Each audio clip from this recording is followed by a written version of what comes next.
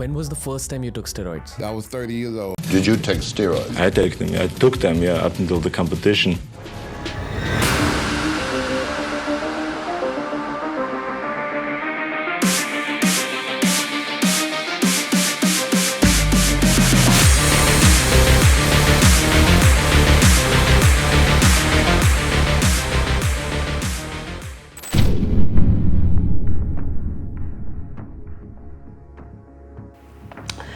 कोही प्रहरी बन्न चाहन्छन्, कोही पाइलट बन्न चाहन्छन्, कोही खेलाडी बन्न चाहन्छन् भने कोही चाहिँ बडी बिल्डर बन्न चाहन्छन्। यदि एउटा व्यक्ति म मूर्ख बन्न चाहन्छु भन्दा मूर्ख बन्न पाउने कि नपाउने, मेरो विचारमा मूर्ख बन्न पाउनुपर्छ र एउटा व्यक्तिलाई कहिलेसम्म मूर्ख बनाउन सकिन्छ जबसम्म ऊ मूर्ख बन्न चाहन्छ।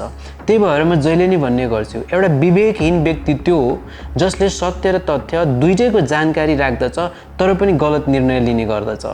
बडी बिल्डिङ कम्पिटिसनमा भाग लिने अधिकांश व्यक्तिहरूको एउटा सपना हुन्छ उसको शरीर माउन्ट एभरेस्ट जत्रो ठुलो होस् र कहिलेकाहीँ यो ठुलो शरीरको चाहनाले गर्दा उनीहरू सर्टकट रोज्ने गर्छन् र सर्टकट रोज्दाखेरि कहिलेकाहीँ यो शरीरको निमित्त ठुलै भरपाई भर्नुपर्ने हुन्छ। वेलकम टु डाक्टर कर्ट्स युट्युब च्यानल। एउटा स्वस्थ व्यक्तिको हजारौं सपनाहरू होलान् तर बिरामी व्यक्तिको एउटा मात्र सपना हुन्छ, रोगबाट मुक्ति।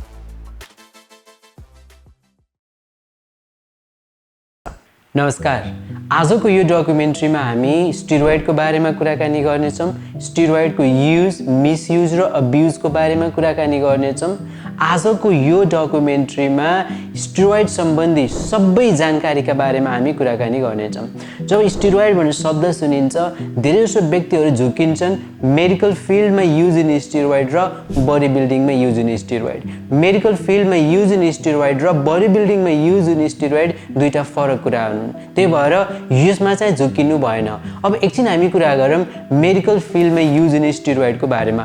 मेडिकल फिल्डमा युज इन स्टेरोइडलाई कर्टिकोस्टेरोइड भनिन्छ, जस्तै प्रेडनिसोन, डेक्सामेथाजोन, हाइड्रोकोर्टिजोन र सर्टेन मेडिकल कन्डिसनहरू छ जसमा चाहिँ स्टेरोइडहरू चाहिँ ओभर द काउन्टर नै प्रिस्क्रिप्सन गरिन्छ र मेडिकल फिल्डमा कर्टिकोस्टेरोइड युज हुन्छ धेरै कारणको लागि, जस्तै पेन किलरको रूपमा पनि स्टेरोइड युज गरिन्छ, शरीरमा इन्फ्लामेसन घटाउनको लागि पनि युज गरिन्छ, सर्टेन रोगहरू छ जस्तै आजमा भएको व्यक्तिहरूलाई, दम भएको व्यक्तिहरूलाई, बातको रोग भएको व्यक्तिहरूलाई पनि कर्टिकोस्टेरोइड ओभर द काउन्टर चाहिँ प्रिस्क्राइब गरिन्छ।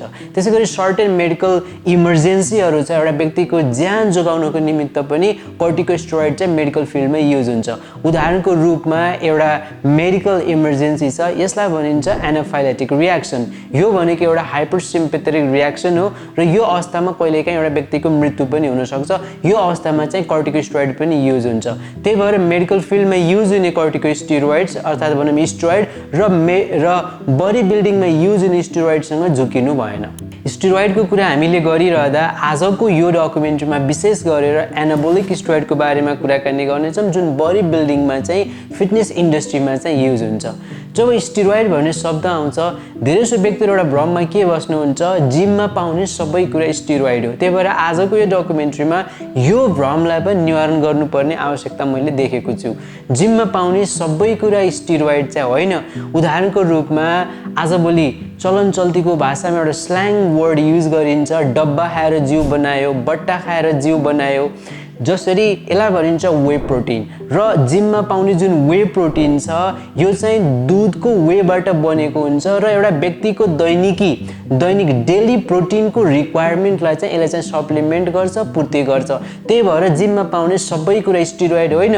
जस्तै जिममा पाउने फुड सप्लिमेन्ट्सहरू, विभिन्न प्रकारको मल्टिभाइटामिन्सहरू, क्रेटिन्सहरू, वे प्रोटिन, यिनीहरू चाहिँ स्टेरोइड चाहिँ होइन। त्यही भएर आजको यो डकुमेन्ट्रीमा हामी पर्फर्मेन्स एनहेन्सिङ ड्रग्सको बारेमा कुराकानी गर्नेछौँ र आजको यो डकुमेन्ट्रीमा हामी बडी बिल्डिङ र फिटनेस इन्डस्ट्रीमा युज हुने एनाबोलिक स्टेरोइडको बारेमा हामी कुराकानी गर्नेछौँ। हामीले स्टेरोइडको कुरा गरिरहँदा अब सबैभन्दा महत्त्वपूर्ण एउटा विषय छ बुझ्नुपर्ने, शरीरमा यो स्टेरोइड जुन हर्मोन छ विशेष गरेर टेस्टोस्टेरोन कसरी चाहिँ बन्ने रहेछ। हाम्रो मस्तिष्कमा एउटा भाग छ त्यसलाई हामी भन्छौँ हाइपोथ्यालमस। हाइपोथ्यालमसले एउटा हर्मोन बनाउँछ त्यसलाई भन्छ गोनाडोट्रोपिन रिलिजिङ हर्मोन। अब यो गोनाडोट्रोपिन रिलिजिङ हर्मोन ब्लडको माध्यमबाट हाम्रो पिट्युटरी ग्ल्यान्डमा आइपुग्छ। पिट्युटरी ग्ल्यान्ड भनेको मस्तिष्कमा हुने ग्ल्यान्ड, यसलाई चाहिँ मास्टर ग्ल्यान्ड भनिन्छ। अरू सबै ग्ल्यान्डको एक्सनलाई चाहिँ यसले कन्ट्रोल गर्छ। अब पिट्युटरी ग्ल्यान्डमा पनि दुईटा भाग छ, एउटा भन्छ एन्टेरियर पिट्युटरी, अर्को भन्छ पोस्टेरियर पिट्युटरी। अब पोस्टेरियर पिट्युटरीले बनाउने भनेको एन्टी डायरेटिक हर्मोन्स अक्सिटोसिन भनौँ अथवा भ्यासोप्रेसिनहरू चाहिँ बनाउँछ भने एन्टेरियर पिट्युटरीको आज चाहिँ हामी कुरा गर्छौँ।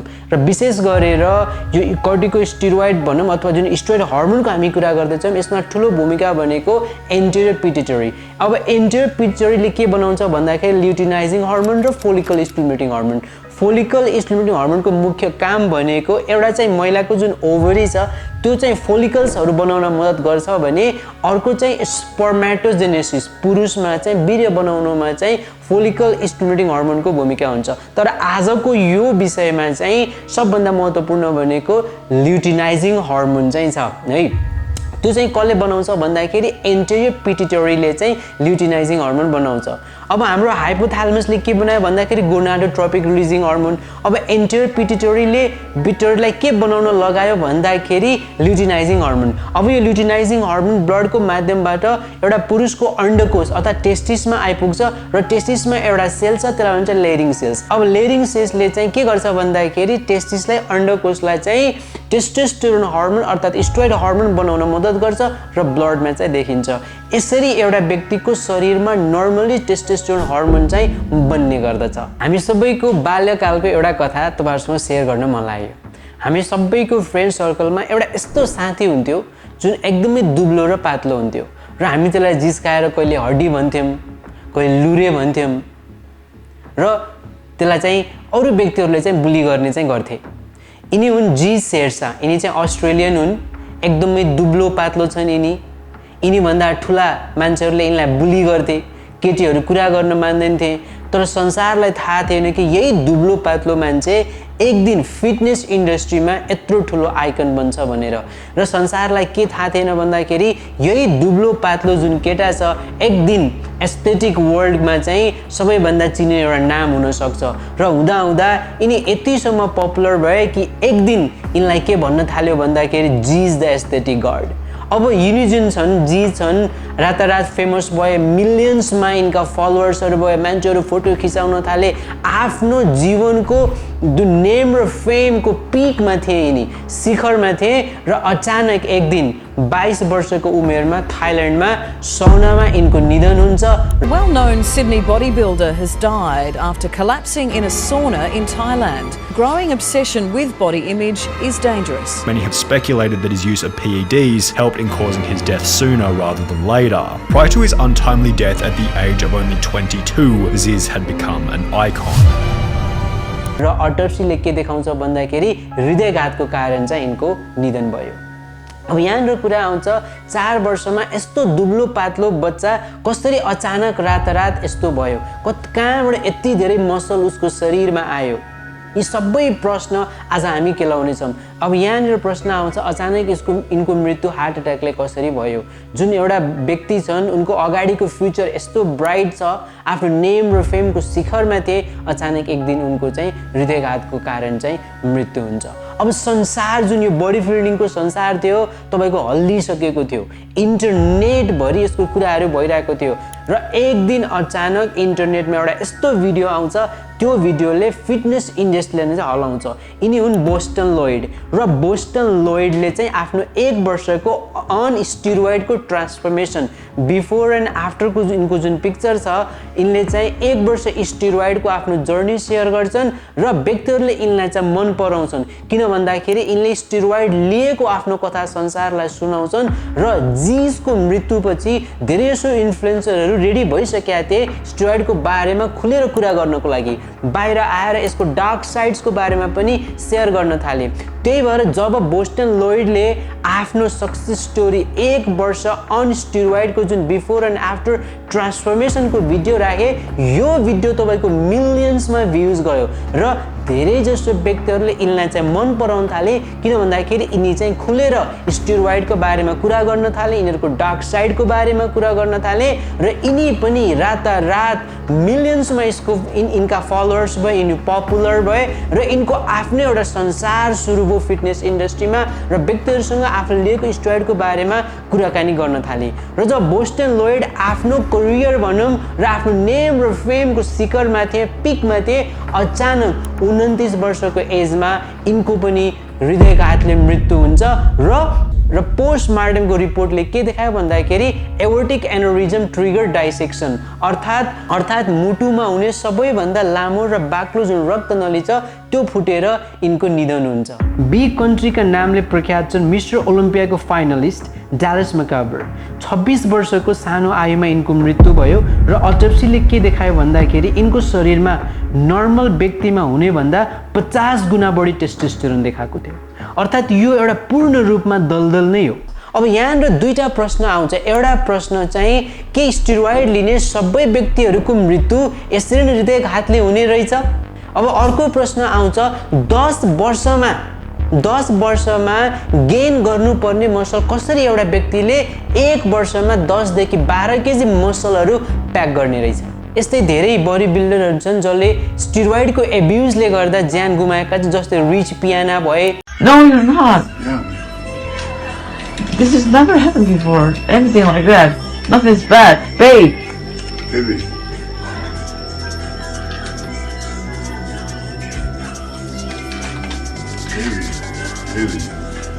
र यस्तै धेरै बडी बिल्डरहरू छन् जसले स्टेरोइडको युजले गर्दा ज्यान गुमाउनु पर्यो। जी शेरशाह भयो, बोस्टन लोयड भए, रिच पियाना भए, यिनीहरू सबैले हृदयघातको कारणले ज्यान गुमाएका छन्। अब यहाँनिर सबभन्दा ठुलो प्रश्न उठिसकेको थियो एउटा फेक इन्फ्लुएन्सरको पछि कसरी हाम्रो समाज परेको छ। धेरैजसो फेक इन्फ्लुएन्सर फिटनेस इन्फ्लुएन्सरहरू आफू चाहिँ स्टेरोइड लिने रहेछन् तर बाहिर चाहिँ के देखाउँछन् भन्दाखेरि उनी चाहिँ क्लिन डाइट र एक्सर्साइजले यो सुगठित शरीर बनाएका छन् र यसमा फस्ने रहेछन् आम व्यक्तिहरू विशेष गरेर यङ टिनेजरहरू यिनीहरू चाहिँ फस्ने रहेछन्। त्यही भएर आजको यो डकुमेन्ट्रीमा हामी विशेष रूपमा एनाबोलिक स्टेरोइडका बारेमा चाहिँ हामी कुराकानी गर्नेछौँ र यो जुन एनाबोलिक स्टेरोइड छ यत्र तत्र सर्वत्र चारैतिर पाइन्छ। एउटा इलिगल ड्रग हो तर पनि व्यक्तिहरूले कसरी पाउँछन् भन्दाखेरि तपाईका वरिपरिका व्यक्तिहरूले एउटा शब्द युज गर्छन् म जुगाड गरिदिन्छु भनेर र इलिगली यो जुन ड्रग छ यसलाई चाहिँ चारैतिर युज गरिरहेका छन् र यसका साइड इफेक्ट कति छन् यसको बारेमा एकचोटि संकोच नगरिकन त्यही भएर आजको यो डकुमेन्ट्रीमा हामी विशेष रूपमा एनाबोलिक स्टेरोइडको बारेमा चाहिँ हामी कुराकानी गर्नेछौँ। अब यहाँनिर प्रश्न आउँछ के एनाबोलिक स्टेरोइड छ त्यसलाई सेफली बडी बिल्डिङमा युज गर्न पनि सकिन्छ? के एनाबोलिक स्टेरोइड आजभन्दा पहिला कसैले युज गरेकै छैनन्? के एनाबोलिक स्टेरोइड लिने ती सबै व्यक्तिहरूको मृत्यु जीज बोस्टन लोयड जस्तै नै हुने गर्छ?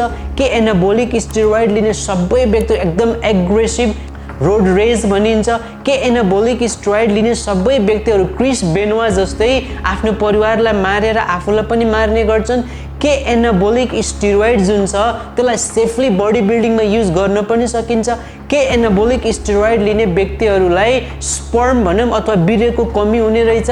के एनाबोलिक स्टेरोइड लिने व्यक्तिहरू अब कहिले पनि सन्तान जन्माउन सक्दैनन्?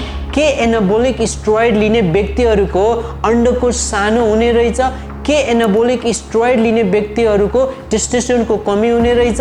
आजको जुन यो डकुमेन्ट्री छ म विश्वस्त छु कि सम्भवतः नेपालको इतिहासको यो पहिलो डकुमेन्ट्री हुनेछ, एउटा एजुकेसनल डकुमेन्ट्री हुनेछ जसमा यी सारा कुराहरू म केलाउने छु र विस्तृत रूपमा साइन्स बेस्ड एक्सप्लेनेसनका साथ आजको यो डकुमेन्ट्री हुनेछ।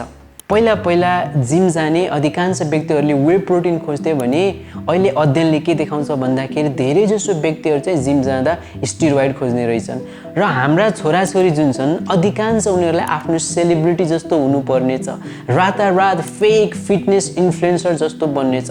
मैले दुईटा स्टोरी तपाईँहरूलाई सुनाइसकेँ, एउटा जीजको एउटा बोस्टन लोयडको जुन रातारात पपुलर भएका थिए, एउटा एस्थेटिक गड भन्ने गरिन्थ्यो। उनीहरू दुईटैजनाले एनाबोलिक स्टेरोइड चाहिँ लिएको रहेछन् भन्ने कुरा चाहिँ मृत्युपछि चाहिँ थाहा पाइयो। धेरै जसो फिटनेस इन्फ्लुएन्सरहरू भनौँ अथवा बडी बिल्डरहरू भनौँ उनीहरूले के भन्छन् स्टेरोइड लिनु कुन ठुलो कुरो हो र स्टेरोइड लिएर के नै हुन्छ र स्टेरोइड लिँदाखेरि त 5% मात्र फाइदा हुन्छ, बाँकीको 95% त क्लिन डाइट र एक्सर्साइज गर्नुपर्ने हुन्छ। यो जुन तर्क छ अथवा यो जुन भनाइ छ कि स्टेरोइडले 5% मात्र काम गर्छ बाँकीको 95% त खानपान र एक्सर्साइज हो भने विज्ञानले चाहिँ के भन्छ एकचोटि हामी विज्ञान चाहिँ केलाउनु पर्यो के साँच्चीकै 5% मात्र स्टेरोइडले फाइदा हुन्छ त यो जुन अध्ययन छ अमेरिकाको लस एन्जलसमा 1990 मा गरिएको अध्ययन हो र यो अध्ययनमा 43 जना व्यक्तिलाई 4 वटा ग्रुपमा चाहिँ राखिन्छ group A group B group C र ग्रुप डी ग्रुप ए ले केही पनि गर्दैन ग्रुप बी ले स्टेरोइड मात्र लिन्छ ग्रुप सी ले एक्सर्साइज मात्र गर्छ र ग्रुप डी ले एक्सर्साइज र स्टेरोइड दुईटै लिन्छ र यो अध्ययनको नतिजा के छ भन्दाखेरि ग्रुप ए ले 0 देखि 1 केजी मसल गेन गर्छ ग्रुप बी ले चाहिँ 3.2 किलो मसल गेन गर्छ र ग्रुप सी ले 2 केजी मसल गर्छ भने ग्रुप डी ले 6.1 केजी मसल गर्छ यो अध्ययनको नतिजा हेर्ने हो भने ग्रुप डी स्टेरोइड लिने र एक्सर्साइज गर्ने व्यक्तिले एक्सर्साइज मात्र गर्ने ग्रुप भन्दा 3 गुना बढी मसल गेन गरे अर्थात 5% होइन अध्ययनको हिसाबमा 300% 300% ले मसल चाहिँ गेन भयो यही अध्ययनमा हेर्ने हो भने स्टेरोइड मात्र लिने ग्रुपले पनि एक्सर्साइज गर्ने ग्रुप भन्दा बढी मसल गेन गरेको छ एउटा कुरा त क्लियर भयो कि यो 5% होइन 300% ले मसल चाहिँ गेन हुने रहेछ अब एकछिन हामी विचार गरौँ आखिर on the first hand steroid यो जुन हार्मोन छ बनाउनु नै किन पर्या थियो आखिर जुन एनाबोलिक स्टेरोइड छ यो नबनाए पनि हुन्थ्यो अब म तपाईहरुलाई जान्छु इतिहासमा कुरा हो साल 1931 को एउटा जर्मन केमिस्ट एडल्फ बुडिनेटले 1000 लिटर युरिन स्याम्पलबाट एउटा हार्मोन पत्ता लगाउँछन् त्यसलाई भन्छ एन्ड्रोस्टेरोन र जुन एन्ड्रोस्टेरोन हो यो चाहिँ कर्टिकोस्टेरोइडको एउटा डेरिभेटिभ हो त्यो बेलामा विज्ञानले आज जतिको फड्को मारेको थिएन तर साइन्टिस्टहरुलाई एउटा कुरा के थाहा थियो भन्दाखेरि मानवको अथवा पुरुषको अंडकोशमा एउटा कुनै हार्मोन छ त्यो एकदमै पावरफुल छ जसले चाहिँ पुरुषलाई चाहिँ पुरुष चाहिँ बनाउँछ एउटा म्यास्कुलिन क्यारेक्टरिस्टिक दिन्छ जस्तै दारी जुंगा आउनु मसल्सहरु गेन हुनु भोइस चेन्ज हुनु र एउटा पुरुषले सन्तान जन्माउन सक्नु उनीहरुलाई यो हार्मोन के हो थाहा थिएन तर केही न केही छ एकदमै पावरफुल जुन चाहिँ साइन्टिस्टहरुले चाहिँ थाहा पाइसकेका थिए 1935 मा 4 जना साइन्टिस्ट मिलेर यो अध्ययन देख्न सक्नुहुन्छ अनक्रिस्टलिन मेल हार्मोन फ्रम टेस्टिकल यी 4 जना साइन्टिस्टले मिलेर पुरुषको अंडकोशबाट टेस्टोस्टेरोन हार्मोन चाहिँ पत्ता लगाउँछन् र त्यही वर्ष एडल्फ बुडिनेट जुन छन् अर्को एउटा साइन्टिस्टसँग मिलेर फटाक से अर्को एउटा पेपर चाहिँ पब्लिश गर्छन् उनी कोसँग मिलेर यो पेपर पब्लिश गर्छन् भन्दाखेरि लियोपोल्ड रुजिका र यो दुई जनाले के गर्छन् भन्दाखेरि आर्टिफिशियली अब त के थाहा पाइसक्या थियो भन्दाखेरि पुरुषको अंडकोशमा टेस्टोस्टेरोन हार्मोन चाहिँ बन्ने रहेछ भने नेचुरली थाहा पाइसकेका थिए अब यिनले के गरे भन्दाखेरि बुडिनेट र रुजिकाले उनले अर्को एउटा पेपर पब्लिश गरे अबाउट द कन्भर्जन अफ डिहाइड्रोएन्डोस्टेरोन अर्थात आर्टिफिशियली ल्याबमा चाहिँ स्टेरोइडबाट चाहिँ टेस्टोस्टेरोन हार्मोन चाहिँ कसरी पत्ता लगाउने भनेर र यही अध्ययनको लागि 1939 मा एडल्फ बुडिनेट र लियोपोल्ड रुजिकालाई चाहिँ नोबेल प्राइज पनि दिइन्छ अहिलेसम्म नेचुरली शरीरमा बन्ने कर्टिकोस्टेरोइड्स अर्थात भनौं टेस्टोस्टेरोन जुन हार्मोन थियो अहिलेसम्म नेचुरली बनिरहेको थियो अहिलेसम्म नेचुरली शरीरमा बन्ने टेस्टोस्टेरोन जुन हार्मोन थियो अब आर्टिफिशियली यसको फर्मुला पनि थाहा पाइसकेका थिए अब नाजी जर्मनीको हातमा एउटा ब्रह्मास्त्र परिसकेको थियो अब यिनीहरुले के गर्न थाले भन्दाखेरि यो टेस्टोस्टेरोन हार्मोनलाई आर्मीमा युज गर्न थाले एग्रेसन र स्ट्रेन्थको लागि ताकि लडाकुहरु अझ लामो समयसम्म लड्न पाउन् उनीहरुले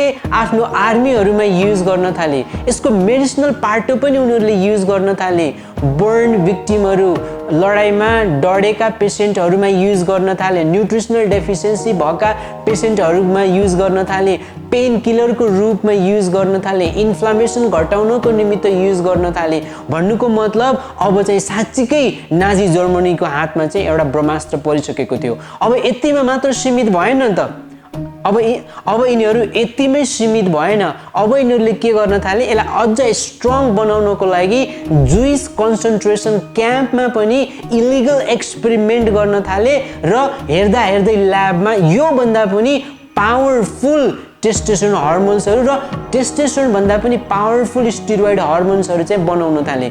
यो कथा यहीँनिर सकिएन। अब के गर्न थाले, जर्मनी र रसियन ओलम्पियनहरू जुन थियो, बडी बिल्डर र लिफ्टरहरू थियो, होल ओलम्पिकलाई नै उनीहरूले के गर्न थाले भन्दाखेरि डोमिनेट गर्न थाले। कुनै पनि व्यक्तिहरू जित्न पाएका थिएनन्।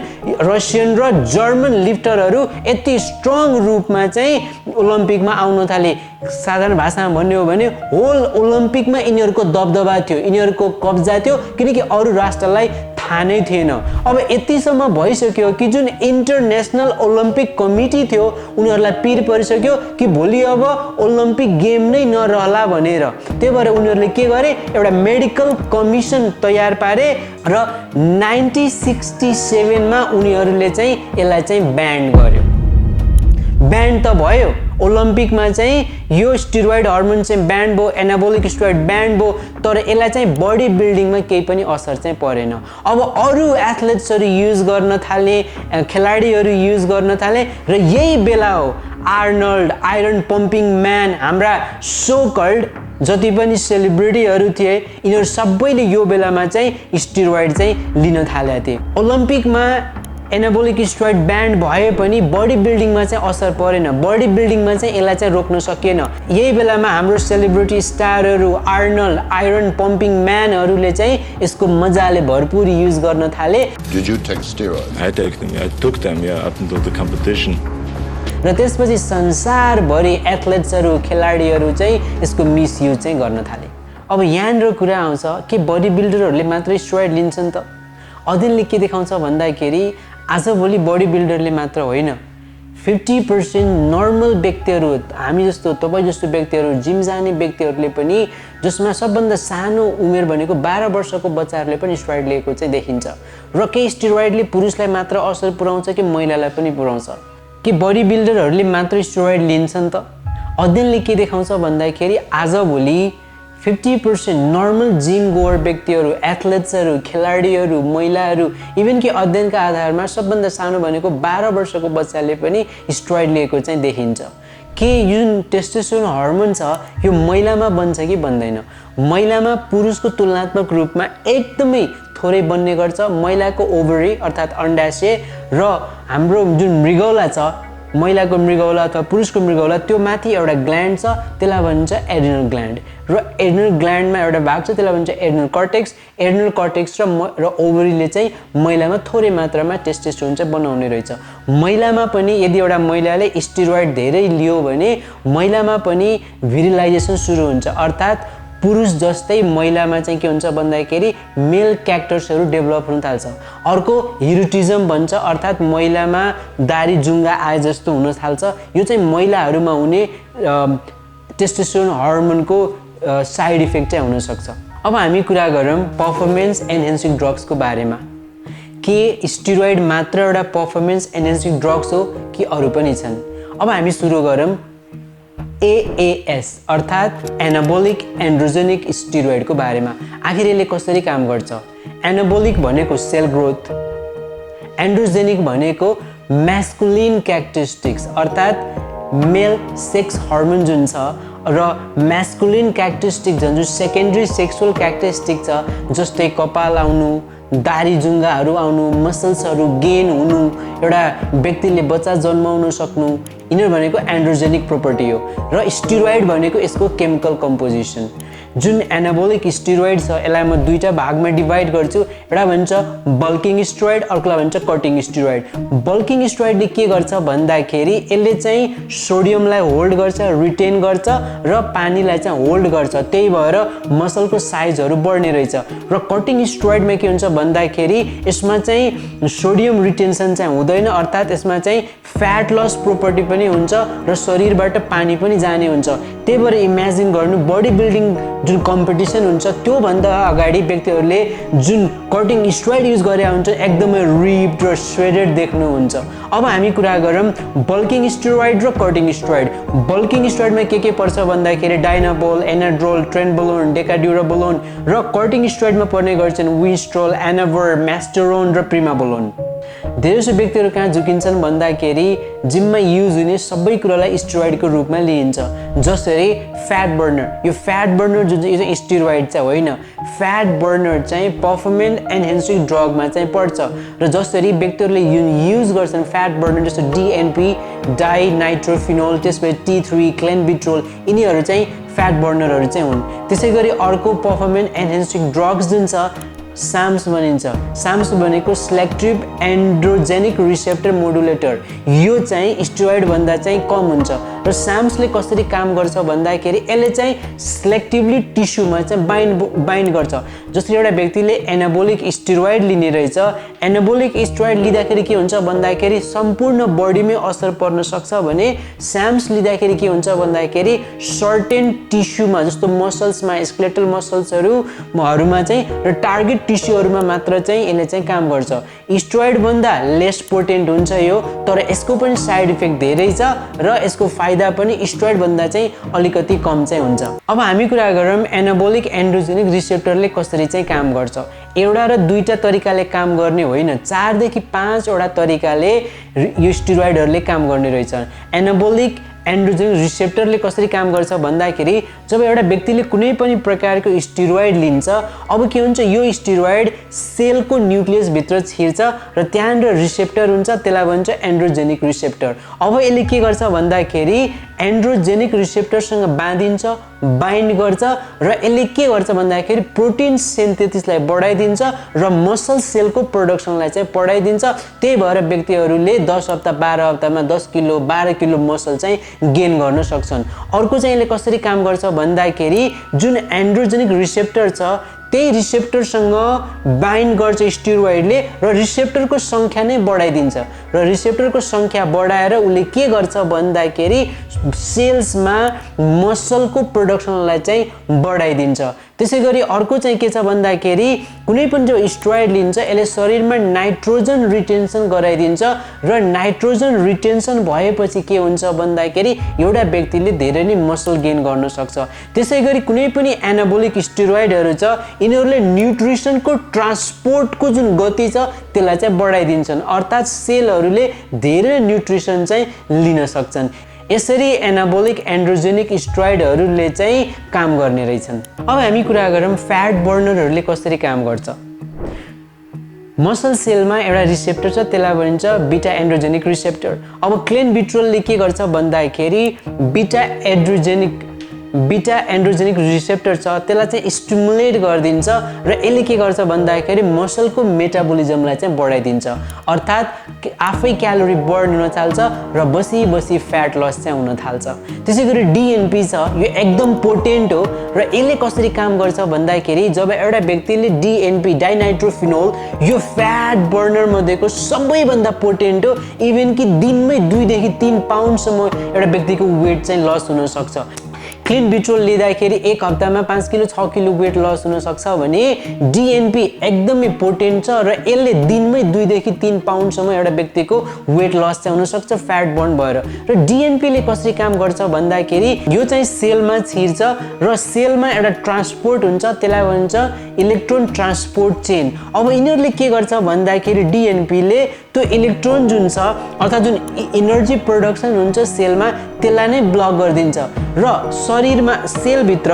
हाम्रो सेलमा जुन माइटोकोन्ड्रिया छ पावर हाउस अफ सेल छ त्यहाँ चाहिँ के हुन्छ एनर्जी चाहिँ बन्नुपर्ने हुन्छ सामान्यतया हेर्दाखेरि के हुन्छ सेलमा चाहिँ एनर्जी बनिरहेको हुन्छ तर जुन हामीले डिएनपी लिन्छौं फ्याट बर्नर लिन्छौं यसले शरीरको जुन सिस्टम चाहिँ energy system electron transport system त्यसलाई नै ब्लक गरिदिन्छ भित्र चाहिँ एनर्जी बनिरहेको हुन्छ तर बाहिर सेलमा चाहिँ के मेसेज जान्छ भन्दाखेरि तपाईको शरीरमा एनर्जी बनेकै छैन एटीपी प्रोडक्सन भएकै छैन साधारण भाषामा भन्नु हो भने लूप होलमा अटो पाइलट मोडमा तपाईको फ्याट लस चाहिँ हुन थाल्छ अर्थात अब शरीरले चाहिँ सेलले चाहिँ चाहिने भन्दा बढी एनर्जी चाहिँ बनाउन थाल्छ हामीले पर्फर्मेन्स एनर्जी ड्रग्सको कुराहरु गरिसक्यौं यिनीहरुले शरीरमा कसरी काम गर्छन् त्यसको बारेमा हामी कुराकानी गरिसक्यौं अब यहाँनिर प्रश्न आउँछ के मैले एउटा इन्जेक्सन लाउँदैमा एकचोटि खाँदैमा भोलि मेरो 20 किलो मसल गेन हुन्छ त आखिर बडी बिल्डरहरुले कसरी युज गर्छन् त एनाबोलिक स्टेरोइडहरुलाई तपाईहरुले यो शब्द सुन्नुभयो होला साइक्लिङ बडी बिल्डिङमा के हुन्छ भन्दाखेरि साइक्लिङ रूपमा युज हुन्छ 3 महिना अन स्टेरोइड 3 महिना अफ स्टेरोइड र यो जुन पिरियड छ 3 महिना र 3 महिनाको यसलाई भनिन्छ स्टेरोइड साइकल एउटा बडी बिल्डरले के गर्छ भन्दाखेरि 3 महिना चाहिँ एनाबोलिक स्टेरोइड लिन्छ र अर्को 3 महिना चाहिँ अफ साइकल चाहिँ जान्छ अब जब एउटा व्यक्तिले कुनै पनि प्रकारको एनाबोलिक स्टेरोइड लिन्छ अब शरीरले नेचुरली बनाउने सबै हर्मोन्सहरु चाहिँ सर्ट हुन्छ उले चाहिँ बनाउन चाहिँ छोड्छ र अब के हुन्छ भन्दाखेरि धेरै जसो बडी बिल्डरहरु के गर्छन् भन्दाखेरि जुन मसल उनीहरुले गेन गरेका थिए 3 महिनामा अब त्यो 3 महिनाको अफ साइकलमा त्यो मसलहरु लस हुने सम्भावना चाहिँ बढी हुन्छ र जुन नेचुरली शरीरमा तपाईको जुन हार्मोन किक स्टार्ट हुनुपर्ने बन्नुपर्ने त्यो चाहिँ 3 महिनाको साइकलले के हुने रहेछ भन्दाखेरि अफ हुने रहेछ र अब जुन यो मसलहरु लस हुने रहेछ बाहिरबाट जब आर्टिफिशियली एउटा व्यक्तिले स्टेरोइड लिन्छ शरीरले नेचुरली हार्मोन्सहरु बनाउन चाहिँ छोडिरहेको हुन्छ अब के हुन्छ भन्दाखेरि यहाँनिर अर्को एउटा कथा सुरु हुन्छ त्यसलाई भन्छ पीसीटी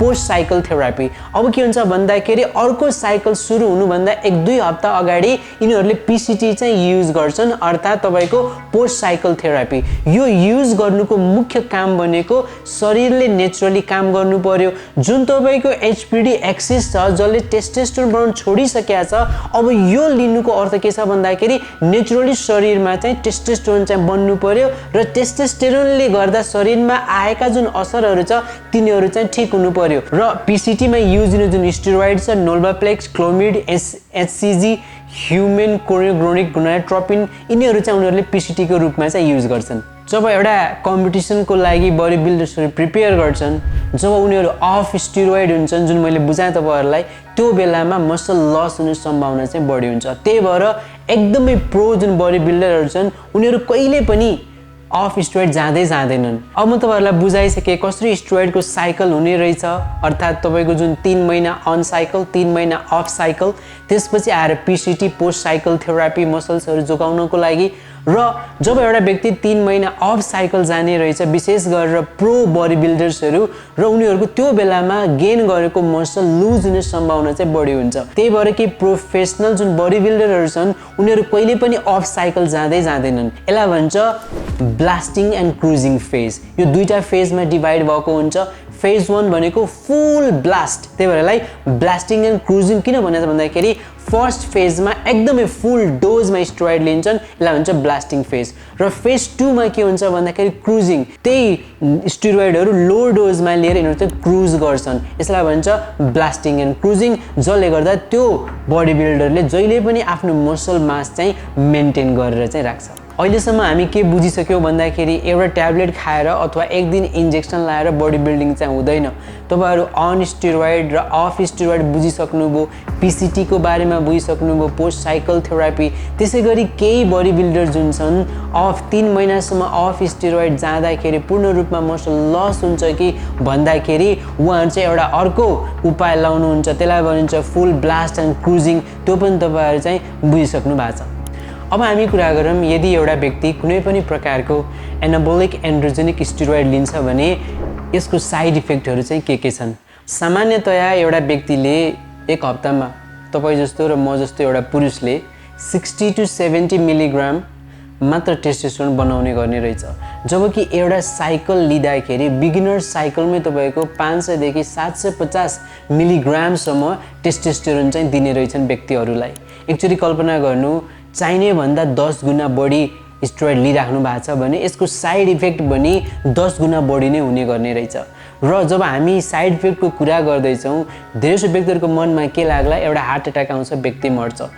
जब एउटा व्यक्तिले कुनै पनि प्रकारको एनाबोलिक स्टेरोइड लिइराछ त्यसले अल्टिमेटली जब ओभरडोज भइराछ त्यसको एब्युज भइराछ हार्ट अट्याक हुने हार्ट फेलियर हुने र अन्त्यमा त्यो व्यक्तिको मृत्यु भइ नै राछ के एउटा हार्ट फेलियर र हार्ट अट्याकले मात्र एउटा व्यक्तिको मृत्यु हुन्छ त जब हामीले एनाबोलिक स्टेरोइडको रिसर्च गर्न थाल्यौं अनि अध्ययनहरुले के देखाउँछ भन्दाखेरि एउटा दुईटा होइन 5 वटा कारण छन् जसले एउटा व्यक्तिको मृत्यु भइरहेको छ यसरी तपाईहरुले एकचोटी बुझ्नु पर्यो मृगौलामा समस्या आयो भने हामीले केही समय किन्न सक्छौं 2 वर्ष 4 वर्ष 10 वर्ष हामी समय किन्न सक्छौं तर यदि एउटा व्यक्तिको मुटुमा समस्या आयो भने बुझ्नुस् कि तपाईको कम्पिटिसन त्यही दिन ओभर भयो त्यही दिन गेम चाहिँ ओभर हुन्छ र यो अध्ययनले के देखाउँछ एउटा तरिकाले होइन 5 वटा तरिकाले मुटुमा चाहिँ समस्या आउने रहेछ। जस्तै यो तस्बिर देख्न सक्नुहुन्छ तपाईँ, कार्डियक हाइपरट्रोफी अर्थात् लेफ्ट भेन्ट्रिकुलर हाइपरट्रोफी, उच्च रक्तचाप, एथेरोस्क्लेरोसिस, थ्रोम्बोसिस, यी सबै कारणले लेफ्ट भेन्ट्रिकुलर फेलियर, यी सबै कारणले एउटा व्यक्तिको मृत्यु हुने रहेछ। एउटा दुईटा होइन, 5 वटा कारण चाहिँ मुटुमा हुने रहेछ। त्यही भएर ओभर स्टेरोइडको युजले जुन मुटुमा हुने जुन साइड इफेक्ट छ यसलाई चाहिँ हामीले आँखा चिम्म गर्न चाहिँ मिल्दैन। एउटा व्यक्तिले मुटु चाहिँ जोगाउनै पर्ने हुन्छ। यो अध्ययनले के देखायो भन्दाखेरि एउटा होइन 5 वटा तरिकाले मुटुमा समस्या भइरहेछ जसले गर्दा एउटा व्यक्तिको चाहिँ मृत्यु भइरहेछ। नम्बर 1 मा छ भेन्ट्रिकुलर हाइपरट्रोफी। भेन्ट्रिकुलर हाइपरट्रोफी भनौँ अथवा कार्डियोमेगाली भनौँ, यो हाइपरट्रोफी भन्नाले के भन्दाखेरि मुटुको साइज चाहिँ बढ्दै जानु। विशेष गरेर के हुन्छ भन्दाखेरि लेफ्ट भेन्ट्रिकल, जुन तपाईँको लेफ्ट भेन्ट्रिकल छ यसको साइज चाहिँ बढ्दै जान्छ र यसको पम्पिङ क्यापेसिटी एबिलिटी चाहिँ घट्दै जान्छ र अल्टिमेटली के हुन्छ भन्दाखेरि लेफ्ट भेन्ट्रिकलको मसल चाहिँ बाक्लो हुँदै जान्छ, राम्ररै कन्ट्र्याक्ट गर्न सक्दैन र जसले गर्दा चाहिँ हार्ट फेलियरमा चाहिँ परिणत हुन्छ। त्यसै गरी कुनै पनि प्रकारको एनाबोलिक एन्ड्रोजेनिक स्टेरोइड लिइरहेछ ती व्यक्तिहरू, त्यो बल्किङ स्टेरोइड होस् अथवा चाहिँ कटिङ स्टेरोइड होस्। बल्किङ स्टेरोइडमा के हुन्छ भन्दाखेरि तपाईँको शरीरमा वाटर पनि होल्ड हुने भयो र सोडियम अर्थात् नुन पनि होल्ड, यसलाई भनिन्छ वाटर एन्ड सोडियम रिटेन्सन, जसले गर्दा तपाईँको सिम्पेथेटिक नर्भस सिस्टम के भयो एक्टिभेट भयो, जसले गर्दा एउटा व्यक्तिको ब्लड प्रेसर बढ्न सक्छ। अब ब्लड प्रेसर बढेपछि अल्टिमेटली मुटुको गतिमा समस्या आउन सक्छ, रिदममा समस्या आउन सक्छ र अल्टिमेटली हार्ट एट्याकमा परिणत हुन सक्छ। त्यसै गरी एनाबोलिक स्टेरोइड लिने व्यक्तिहरू जुन छन् यिनीहरूमा चाहिँ एथेरोस्क्लेरोसिस चाहिँ डेभलप हुन्छ। एथेरोस्क्लेरोसिस भन्नाले के भन्दाखेरि रक्तनलीको धमनीहरू चाहिँ साँघुरो हुँदै जानु, प्ल्याकहरू जम्मा हुँदै जानु, जसले गर्दा हार्ट एट्याक र अर्को भन्छ कन्जेस्टिभ हार्ट फेलियरमा चाहिँ परिणत हुने रहेछ। त्यसै गरी एनाबोलिक स्टेरोइड लिने जुन व्यक्तिहरू छन् एकातिर कार्डियक हाइपरट्रोफी छ, अर्कोतिर उच्च रक्तचाप छ, त्यसै गरी एथेरोस्क्लेरोसिस छ। अर्को के छ भन्दाखेरि एनाबोलिक स्टेरोइड लिने व्यक्तिहरूमा रातो रगत रेड सेल कर्पसल चाहिँ बढ्न थाल्छ र के हुन्छ रगतहरू चाहिँ जम्न थाल्छ, यसलाई भनिन्छ थ्रोम्बोसिस। जब रगतहरू जम्न थाल्छ त्यो अवस्थामा के हुन्छ भन्दाखेरि एउटा व्यक्तिलाई हृदयघात र पक्षघातको सम्भावना चाहिँ बढेर चाहिँ जान्छ। हेर्ने हो भने यसरी एउटा व्यक्तिको मृत्यु हुन लाग्छ। हामी साधारण तरिकाले के हेर्छौँ भन्दाखेरि हार्ट एट्याक आयो एउटा व्यक्ति चाहिँ मर्यो भनेर, त्यो होइन, यति धेरै यसले चाहिँ मुटुमा चाहिँ असर पार्ने रहेछ। त्यही भएर एनाबोलिक स्टेरोइडको 1 नम्बर साइड इफेक्टमा जहिले पनि मुटुमा समस्या हुनुको कारण एउटा होइन, दुईटा होइन, 5 वटा समस्याको बारेमा मैले तपाईहरुलाई चाहिँ बुझाइसकेँ। अब हामी कुरा गरौँ कि यसले मुटुलाई मात्र बन्द गर्छ कि अरू पनि समस्या छ। जब एउटा व्यक्तिले ओरल स्टेरोइड लिन्छ अथवा इन्जेक्टेबल स्टेरोइड लिन्छ, ओरल स्टेरोइड जुन लिन्छ त्यसको साइड इफेक्ट चाहिँ इन्जेक्टेबल भन्दा चाहिँ बढी हुन्छ, किनकि जुन यो कटिङ स्टेरोइड र बल्किङ स्टेरोइड छन् यिनीहरूले गर्नुपर्ने असर त गर्छन् नै, तर जब एउटा व्यक्तिले ओरल स्टेरोइड लिन्छ यसको लिभर र किडनीमा पनि स्ट्रेस चाहिँ बढेर जान्छ, किन तपाईले लिएको जुन स्टेरोइड छ त्यसलाई मेटाबोलाइट गर्नुपर्ने हुन्छ। थप समस्या के भन्छ भन्दाखेरि तपाईको लिभरमा र किडनीमा चाहिँ थप समस्या चाहिँ हुन थाल्छ। त्यसैगरी जब एउटा व्यक्तिले एनाबोलिक स्टेरोइड लिन्छ अनि के हुन्छ भन्दाखेरि जब तपाईले कुनै पनि आर्टिफिशियल स्टेरोइड लिनुहुन्छ शरीरले नेचुरली के गर्छ भन्दाखेरि त्यो कुरा बन्द गर्न खोज्छ। कसरी बुझ्नुस् भन्दाखेरि नर्मली के हुन्छ भन्दाखेरि हाम्रो हाइपोथालमस छ त्यसले गोनाडोट्रोपिन रिलिजिङ हार्मोन बनाउँछ र त्यसपछि गोनाडोट्रोपिन रिलिजिङ हार्मोनले एन्टेरियर पिट्युटरीलाई ल्युटिनाइजिङ हार्मोन बनाउन मद्दत गर्छ र ल्युटिनाइजिङ हार्मोन ब्लडको माध्यमबाट अंडकोशमा जान्छ र त्यहाँनिर सेल जुन अंडकोशमा हुने जुन सेल छ टेस्टिसमा लेडिङ सेल त्यसले चाहिँ के गर्छ भन्दाखेरि टेस्टोस्टेरोन हार्मोन चाहिँ बनाउने गर्छ। तर जब एउटा व्यक्तिले एनाबोलिक स्टेरोइड लिन्छ यो जुन एचपिए एक्सिस छ यो पूर्ण रूपमा बन्द हुन्छ र जसले गर्दा तपाईको जुन टेस्टिसले टेस्टोस्टेरोन बनाउन छोड्छ। साधारण भाषामा भन्ने हो भने तपाईको टेस्टिस जुन छ त्यहाँ चाहिँ टेस्टोस्टेरोन चाहिँ बन्दैन। अब के हुन्छ भन्दाखेरि स्टेरोइड लिने व्यक्तिहरूको जुन टेस्टिस छ त्यो पनि सुकेर जान्छ, यसलाई भनिन्छ टेस्टिकुलर एट्रोफी। साधारण भाषामा बुझाउने हो भने तपाईको अंगुरबाट किसमिस बन्छ, यसलाई भनिन्छ यसलाई टेस्टिकुलर एट्रोफी अर्थात् अंडकोश सानो हुँदै जानु किसमिसबाट अंगुर बन्दै जानु। त्यसैगरी जब एउटा व्यक्तिले एनाबोलिक स्टेरोइड लिइरहेछ उसको जुन मुटु छ 25 वर्षको केटाको मुटु कस्तो हुन्छ भन्दाखेरि ऊ भन्दा 60 वर्ष जेठो व्यक्ति जतिको कमजोर मुटु चाहिँ उसको भइसकेको छ। त्यसैगरी एनाबोलिक स्टेरोइड लिने जुन व्यक्तिहरू छन् एकातिर उसको अंडकोश जुन छ अंडकोश जो सानो हुँदै गयो अर्कोतिर के हुन्छ भन्दाखेरि वीर्यमा समस्या आउन थाल्छ। अघि नै मैले तपाईहरुलाई बुझाएको छु हाम्रो जुन एन्टेरियर पिट्युटरी छ जसले फोलिकल स्टिमुलेटिङ हार्मोन बनाउँछ फोलिकल स्टिमुलेटिङ हार्मोन चाहिँ स्पर्मेटोजेनेसिसमा चाहिँ काम गर्छ अर्थात वीर्य बनाउन चाहिँ मद्दत गर्छ। जब बाहिरबाट एउटा व्यक्तिले एनाबोलिक स्टेरोइड लिन्छ स्पर्मेटोजेनेसिस बन्द हुन्छ त्यही भएर स्टेरोइड एब्युज गर्ने व्यक्तिहरू चाहिँ स्पर्मको कमी हुन्छ टेस्टोस्टेरोनको कमी हुन्छ र भोलि उले सन्तान जन्माउन चाहिँ सक्दैन। त्यसैगरी जब एउटा व्यक्तिले एनाबोलिक स्टेरोइड लिन्छ एन्ड्रोजेनिक रिसेप्टरको ओभर स्टिमुलेसन भइसकेपछि कपाल झर्ने हुन्छ र एक्नी आउने चाहिँ हुन्छ। अब एक्नी भनेको सब्जेक्टिभ भयो कपाल झर्ने भनेको पनि सब्जेक्टिभ हो। जब एउटा व्यक्तिले अत्यधिक मात्रामा स्टेरोइड हार्मोन लिन्छ हाम्रो शरीरमा एउटा पाथवे छ त्यसलाई भनिन्छ एरोमेटेज पाथवे र एरोमेटेज इन्जाइमले के गर्छ भन्दाखेरि यो पाथवेको माध्यमबाट अत्यधिक भएको टेस्टोस्टेरोनलाई उले परिणत गर्छ एस्ट्रोजेनमा। यही एस्ट्रोजेन महिलामा चाहिँ ब्रेस्ट टिस्यु डेभलप गर्छ। त्यही भएर अत्यधिक मात्रामा स्टेरोइड लिने व्यक्तिहरूको के हुन्छ भन्दाखेरि उनीहरूको पनि ब्रेस्ट डेभलप हुन्छ। साधारण भाषामा भन्ने हो भने मेल बुब्स अर्थात् पुरुषमा पनि महिला जस्तै ब्रेस्ट टिस्युहरू चाहिँ डेभलप हुन्छ। हामीले अहिलेसम्म एनाबोलिक स्टेरोइडको साइड इफेक्ट हामी बुझिसक्यौँ। एक नम्बरमा भनौँ स्पर्ममा समस्या आउने टेस्टोस्टेरोनमा समस्या आउने त्यसपछि हुँदा हुँदा गाइनेकोमास्टियाहरू हुने मेल बुब्सहरू डेभलप हुने बाल्ड हुने कपाल झर्ने त्यसपछि एक्नीहरू आउने यी सबै कुरा हामी चाहिँ बुझिसक्यौँ। त्यसैगरी अन्डकोशहरू सानो हुँदै जाने एउटा अनि भोलिपल्ट अथवा भनौँ केही वर्षपछि बच्चा जन्माउनमा समस्या आउने उसको सेक्स डिजायरहरू लिबिडोहरू डिक्रिज हुँदै जाने। त्यसैगरी अर्को पनि छन् पर्फर्मेन्स एनहेन्सिङ ड्रग्सहरू। अब हामी कुरा गरौँ अर्को पर्फर्मेन्स एनहेन्सिङ ड्रग्सको बारेमा त्यसको साइड इफेक्ट अर्थात् फ्याट बर्नरको बारेमा। फ्याट बर्नर डिएनपी डाइनाइट्रोफिनोल T3 क्लेन्बिट्रोलहरू यिनी सबै फ्याट बर्नरहरू यिनीहरू सबैको शरीरमा कुनै न कुनै साइड इफेक्टै छ। अब हामी कुरा गरौँ फ्याट बर्नरको साइड इफेक्टको बारेमा। आज हामी कुरा गरौँ डिएनपीको बारेमा।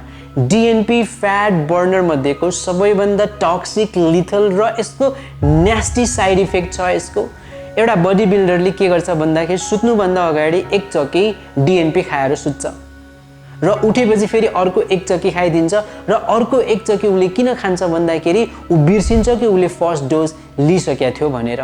यो सेकेन्ड डोज लिएको एक घन्टापछि उसको बडी यति तातेर आउँछ कि उसका भित्री अङ्गहरू जुन थिए ती सबै पग्लिन थालेको थियो र एक घन्टाभित्र नै कुदाएर उसलाई हस्पिटल लग्यो र उसलाई आइसमा चाहिँ राखियो। यो अवस्थालाई भनिन्छ हाइपरथर्मिया। मैले आजसम्म एकाध व्यक्ति बाहेक अरू व्यक्ति यसको साइड इफेक्टले बाँचेको चाहिँ मैले देखेको चाहिँ छैन।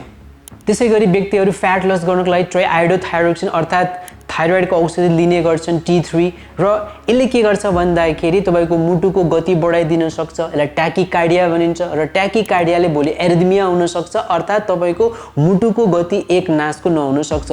जब ट्याकिकार्डिया र एरिथमिया एकैचोटि हुन्छ एउटा व्यक्तिलाई त्यो व्यक्तिलाई हृदयघातको जोखिम चाहिँ बढेर जान्छ।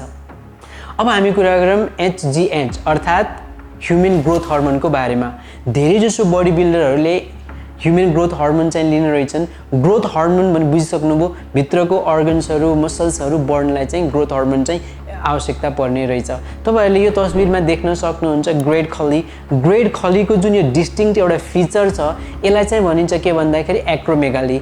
डिस्टिङ्क्ट फिचर हो एउटा ओभर ग्रोथ हर्मोनको। तर ग्रेट खलीको केसमा के थियो भन्दाखेरि उसको पिट्युटरी ट्युमर थियो।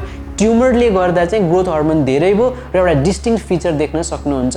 तर आजभोलि मसल गेनको लागि र साइजहरू बढाउनको लागि ग्रोथ हर्मोन्सहरूको पनि मिसयुज हुन्छ।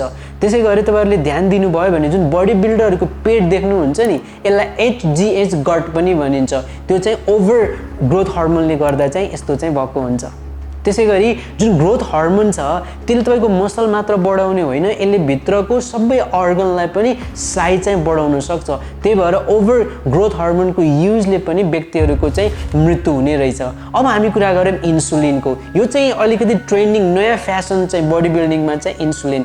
विशेष गरेर इन्सुलिन मेडिकल फिल्डमा चाहिँ टाइप 1 डायबिटिक भएको पेसेन्टलाई युज गरिन्छ र थोरै मात्रामा चाहिँ टाइप 2 डायबिटिज भएको पेसेन्टलाई चाहिँ इन्सुलिन चाहिँ युज गरिन्छ र आजभोलि बडी बिल्डिङमा पोस्ट वर्कआउट इन्सुलिन चाहिँ लिने गरिन्छ ताकि जति सक्दो न्युट्रिसनहरू चाहिँ सेलमा छिरोस् भनेर र चाँडै नै रिकभरी फेज सुरु होस् भनेर चाहिँ व्यक्तिहरूले इन्सुलिन चाहिँ लिने गर्छन् र कहिलेकाहीँ तपाईँले ध्यान दिनु भएन खाना कम भयो भने एकदमै लिथल हुन सक्छ इन्सुलिनको ओभरडोज यसलाई भन्छ हाइपोग्लाइसेमिक कोमा र केही घण्टामै अथवा केही मिनेटमै एउटा व्यक्तिको मृत्यु पनि हुन सक्छ र अध्ययनले के देखाउँछ भन्दाखेरि रिच पियानाको मृत्युको पछाडि पनि हाई इन्सुलिन डोज भनेर चाहिँ देखाउने रहेछ म विश्वस्त छु तपाईहरु अहिलेसम्म सबै कुरा बुझिराख्नु भएको छ अहिलेसम्म तपाईहरुले डट कनेक्ट गर्न सक्नुहुन्छ एउटा एक्सनको लागि 5 वटा रिएक्सनहरु भइरहेछ अब एनाबोलिक स्टेरोइड पर्फर्मेन्स एनहान्सिङ ड्रग्सहरुको साइड इफेक्ट जुन भइरहेछ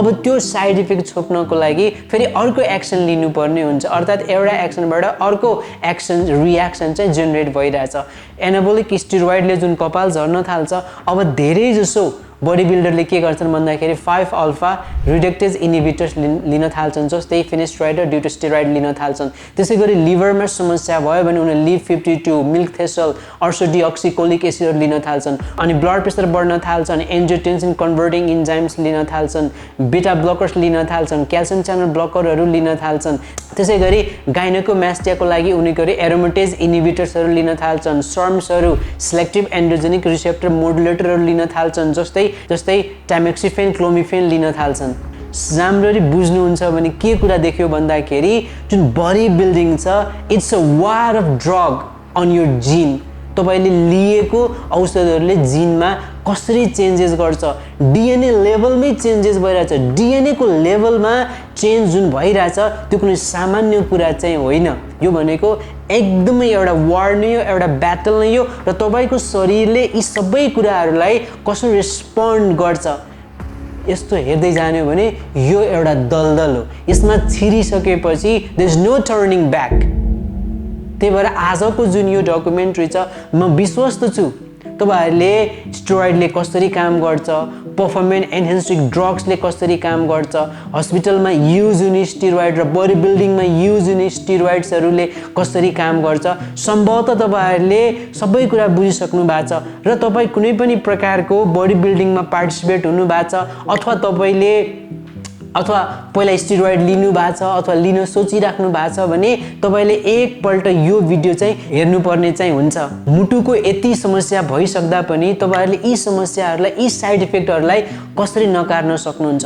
मेरो एउटा चाहिँ के बिन्ती छ भन्दाखेरि तपाई प्रो बडी बिल्डर हुनुहुन्छ अथवा बडी बिल्डिङमा छिर्न खोजिराख्नु भएको छ भने स्टेरोइड लिइराख्नु भएको छ भने एकचोटी तपाईको सानो एउटा ज्ञानले गर्दा कसैको ज्यान जोगिन सक्छ तपाईको ज्यान जोगिन सक्छ कमसे कम तपाई हस्पिटल गएर आफ्नो डाक्टरलाई एउटा राम्रो फिजिशियन भेट्नु भयो भने तपाई चाहिँ एउटा सानो ब्लड टेस्टले तपाईको ज्यान चाहिँ जोगिन सक्छ म सानो एउटा उदाहरण दिन्छु केही महिना अगाडिको कुरा हो एउटा पेशेन्ट आउनुभयो हङकङमा पार्टिसिपेट गर्नको लागि रेडी हुनुहुन्थ्यो क्लिनिकमा आउँदाखेरि मैले के थाहा पाएँ कि उहाँको थ्रोम्बोसिस चाहिँ भइरहेछ डी डाइमर एकदमै हाई थियो मैले तुरुन्तै ब्लड थिन गर्नतिर लागे र उनलाई के भने यो वर्ष चाहिँ पार्टिसिपेट चाहिँ तपाई गर्न चाहिँ मिल्दैन त्यही भएर कुनै पनि प्रकारको प्रोफेसनल बडी बिल्डिङमा हुनु भने सानो भन्दा सानो ब्लड टेस्ट जस्तै तपाईको लिभरको टेस्ट तपाईको किडनीको टेस्ट तपाईको मृगौलाको टेस्ट एउटा ईसीजी एउटा एकोकार्डियोग्राम डी डाइमरहरूले एउटा व्यक्तिको ज्यान चाहिँ जोगिन सक्छ त्यही भएर आफूलाई मन परेको र विश्वास गरेको कमसेकम एउटा फिजिशियन चाहिँ भेट्नुस्